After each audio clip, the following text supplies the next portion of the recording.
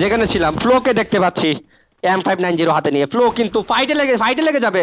1 versus 1 fight. Flow এবং অর্পণ ফাইটে লেগে যাওয়ার কথা ছিল। এদিকে অর্পণ কিন্তু নিজেকে ব্যাক করে এনেছে অনেকটা। এদিকে দেখতে পাচ্ছি কি নাম দিছে রে ভাই এটা,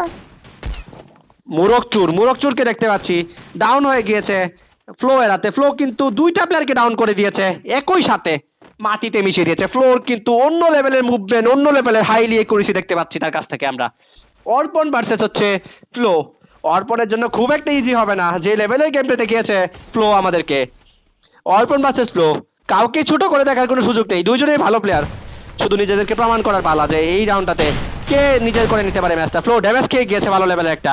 অর্পণ নিজেকে ঘুরাচ্ছে আর মারছে, নিজেকে মুভ করছে আর মারছে, এবং শেষ পর্যন্ত যেটা বলেছিলাম অর্পণ নিজের করে দেখিয়ে দিয়েছে ম্যাচটা শেষ পর্যন্ত।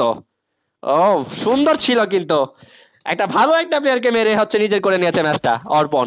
এরকম